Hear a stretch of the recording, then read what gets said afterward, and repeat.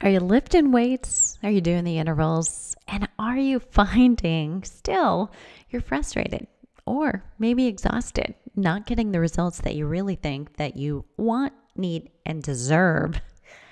I'm Deborah Atkinson, and you're listening to Flipping 50, where I share the answers to what to eat, how to move, and how to change your mindset so you can get the energy and the vitality that you and I both want in this second and better half. Today's all about 5 proven perimenopause and menopause fitness strategies that work based on the biggest complaints and challenges from our Flipping 50 listeners and subscribers. So these are questions, or these answer questions, that have come from you, either from our Instagram comments, my Facebook comments, YouTube comments, or if you're on our subscriber list and you write in with a response to a question, we're answering all those questions collectively sometimes because more than one of you have the same question. So here we go. And if you've got a question that you'd love answered in a future quickie podcast, let us know what that is. You can put that in the show notes for today's episode, and you may be next. So let's dive right in. Number 1, the very first and most important thing you have to remember, especially in perimenopause, menopause, or just after menopause, is restore before more. So if cortisol has been on overdrive for way too long, you've probably experienced the increase in weight and belly fat that gets so much easier during hormonal change. It's a sure sign for me that stress is a little out of control. Look, last year, for the first time, I was training for an event, doing something I love. And it was also a really stressful time of having to move and get out of mold. And that was still not mitigated, and it had been 6 months. And, there were 2 other major stressors happening all at the same time. Isn't that the way it goes? It rains, it pours. So, all of your stressors add up too. And when they're big like this, the entire load, called the allostatic load, is something that your body has to deal with all at once. It's not isolating. Oh, well, this stress comes from exercise, and this stress comes from mold, or this stress comes from moving. Your body doesn't do that, and your mind won't do it for you. It just collectively says, this is too much. You just have put me on overload here. So even chronic daily stressors can add up. You don't have to have a major stressor like moving out of mold, or maybe a partner or spouse getting sick or injured. If you're a chronic worrier, you're always ruminating over little things, that too can be tied to your body holding on to weight. The biggest signs you need to do much less exercise for a period of time are that you're exhausted in the morning, or you get up and you feel good, but only for a very short amount of time. That's all the cortisol your body has, enough to wake you up, and then you're ready for a nap, or you're reaching for the caffeine or a snack all day long. You can't build fitness on that kind of a foundation. So eventually, you'll want to start, but small, and do short strength training and short walks a couple of times a day as opposed to doing one long extended workout. But first, you look around at your sleep, your nutrition, whether you're absorbing your nutrition, and turn those things around first. Then strength will be the first thing that you reintroduce. Okay. So there's restore before more. Now, goes right in line with that. Number 2 is ditch endurance. Okay. So I know you're out there, my endurance girls who love to go out and run for an hour, hour and a half. It's just the best thing you do. Used to be mine too. So I get it. But this tip builds right into the last one we were talking about.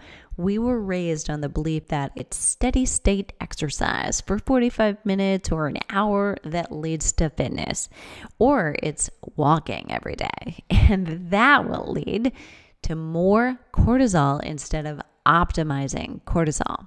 So you're meant to have cortisol that is that fight or flight or sprint for a short period of time and then recover. That's the very thing that interval training will do for you. You get to purge a little adrenaline that might be causing you to be anxious because you've been nervous or tense and you never really had the opportunity to use it, right? Because that's frowned upon at the office. But our stressors today are, in a boardroom or on the freeway or when we look at our bank account. And that, along with endurance training, kills your testosterone. So once you've restored and you're all rested and you're eating well, then ditch that endurance and reintroduce exercise like high intensity interval training. Short duration, couple of times a week. It's going to get you better results and you're going to feel so much better. The third thing is make strength training a priority.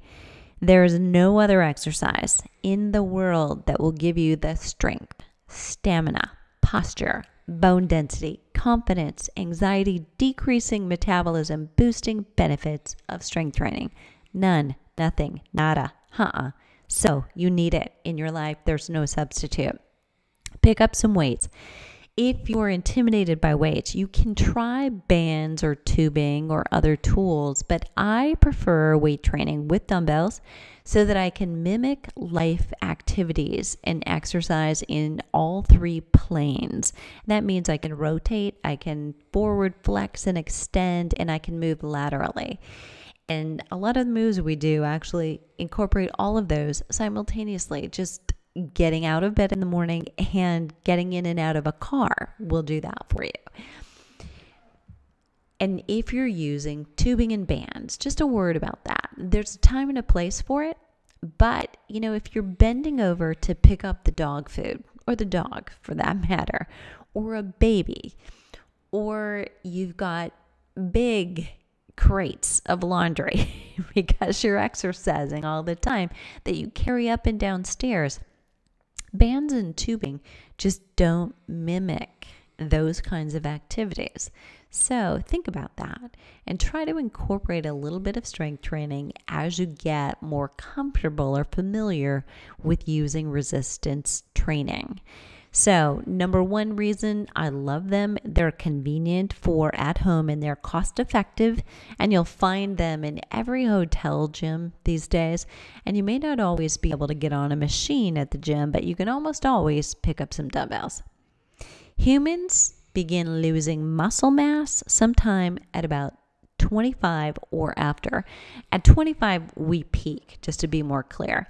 So at some point after that, we start to naturally lose our muscle mass unless we're doing something to counter it. Women have much less muscle mass in the first place to lose. By losing muscle, unless you also lose fat, you will naturally increase your percent of body fat, and therefore you increase your risk for disease. Not to mention, it's not nearly as sexy.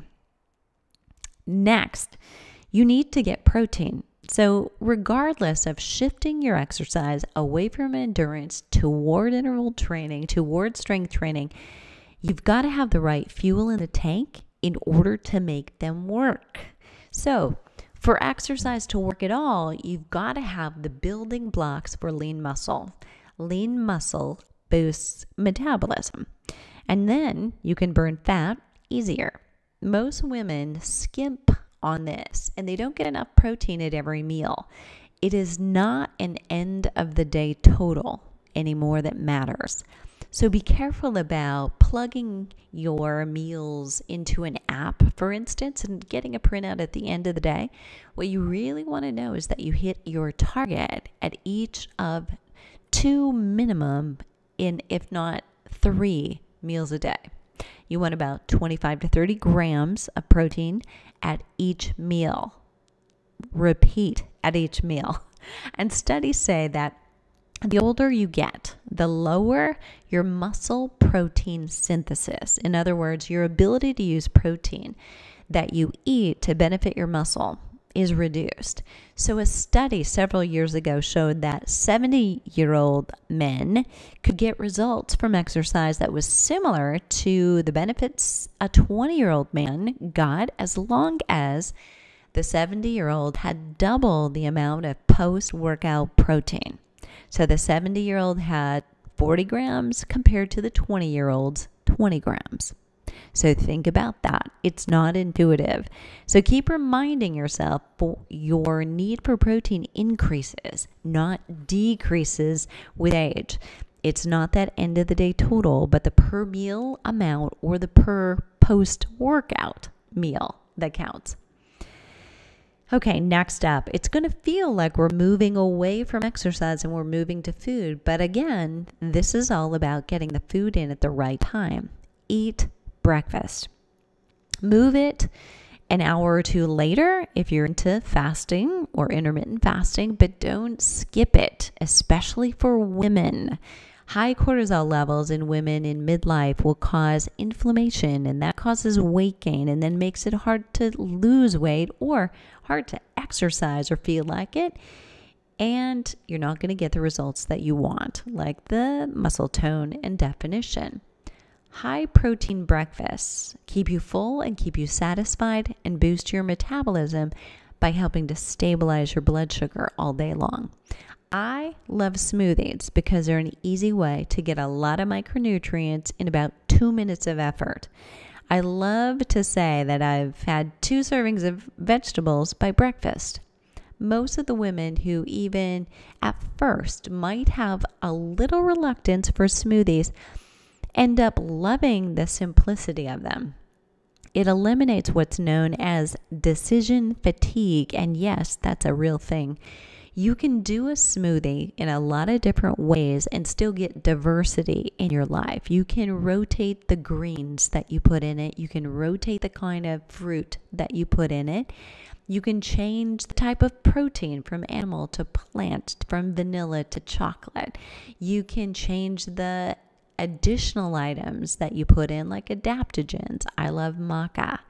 You can add mash to tea and boost your fat burning again. You can add turmeric. You can add hemp hearts for more protein. You can add different things like flax and chia that will boost your omega-3s and boost your fiber intake. And you can boost fiber, period, by literally adding one of my faves, which is Flipping 50's Fiber Boost.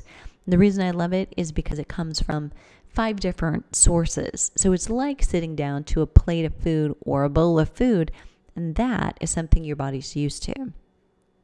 So if these make sense to you and you're ready to try smoothies, I'm going to link to 60 of my favorite recipes in the show notes. And if all of these make sense to you and you're thinking about, wait a minute, where do I start?